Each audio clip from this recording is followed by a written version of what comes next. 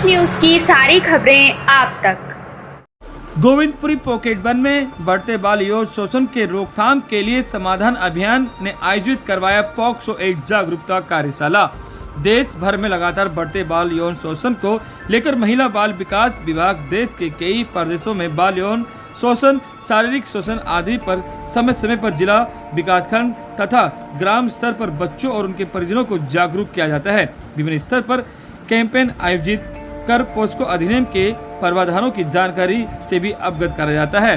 विभाग द्वारा प्रतिवर्ष बाल सुरक्षा सप्ताह में सरकारी स्कूलों तथा आंगनवाड़ियों में शिक्षकों को और आंगनवाड़ी कार्यकर्ताओं के माध्यम से जागरूक किया जाता है। वहीं लगातार बढ़ते बाल यौन शोषण की रोकथाम के लिए कुछ ऐसे भी संस्थान हैं जो इस गंभीर मुद्दों को लेकर जागरूक हैं और लगातार लोगों को इसके प्रति जागरूकता फैलाने का काम कर रहे हैं। दिल्ली के समाधान अभियान की ऐसी ही संस्थाएं जो पिछले कई वर्षों से नुक्कड़ नाटक और कई तरह की एक्टिविटी के माध्यम से बच्चों और उनके परिजनों को पॉक्सो एक्ट के बारे में जागरूक करते हैं। प्रधानमंत्री मोदी जी का जन्मदिन है, उनके जन्मदिन पर जो भी शुभ कार्य हो, आज सुबह इन्हीं लाभार्थियों ने यहाँ पर प्रधानमंत्री की दीर्घायु और उनके स्वस्थ जीवन के लिए हवन यज्ञ भी किया था। आज भी एक अवेयरनेस कैंप, जो छोटी छोटी बच्चियां बहकावे में आ जाती हैं, बातें उठाती नहीं है, माँ बाप भी उनसे संकोच करते हैं, खुलकर बात नहीं करते, मिलते नहीं हैं, फिर वो धोखे का शिकार होती हैं। ऐसे सभी छोटे बच्चों को शोषण से बचाने के लिए, नाबालिग बच्चे होते हैं उनके साथ शोषण ना हो, हम कभी कभी इस चक्कर में आ जाते हैं, हमारे गांव का है, हमारे तहसील का है, हमारे मुंह बोला भाई है, मुंह बोला मामा है, ऐसे लोग आते हैं और फिर वो बदनीयती से हमारे बच्चों के शोषण करते हैं।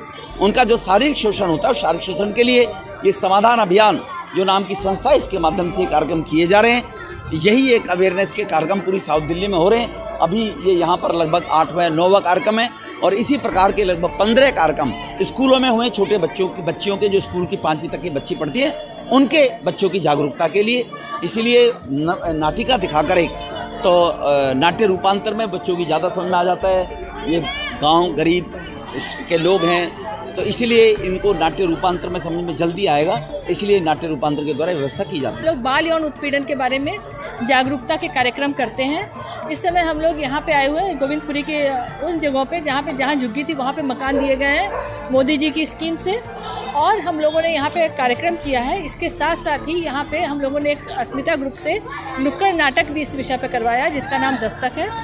इस कार्यक्रम को सभी माता पिता ने बहुत पसंद किया कि उनको ये पता चला कि उनको अपने बच्चों को बाल यौन उत्पीड़न से बचाने के लिए क्या क्या सुरक्षा रखनी है, किन चीज़ों का ध्यान रखते हैं, क्या क्या संकेत होते हैं कि वो बच्चों के बाल यौन उत्पीड़न अगर हो रहा है तो कैसे पहचानें और अपराधी से कैसे बच्चों को बचाएं। यही सब हम लोगों का कार्यक्रम है आज का। लगातार आप बाल यौन उत्पीड़न को लेकर जागरूकता कार्यक्रम कर रहे हैं, कितना इसका फर्क दिख रहा है?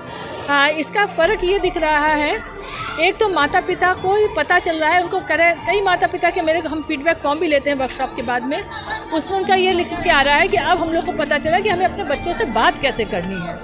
और इसका एक जो बहुत बड़ा फ़र्क देखा है हमने कि जितने लोगों को पता चल गया है, 1-2 बच्चों ने जब उनके संग किसी अपराधी ने शुरुआत की तभी उन्होंने जाकर के इसकी सूचना दी और पुलिस को बताया कि उन्होंने ये देखा था हम लोग का प्रोग्राम, उनको पता था कि ये जो है सुरक्षित नहीं कर रहे हैं ये लोग, इसलिए इसके बारे में पुलिस को सूचना दे दी।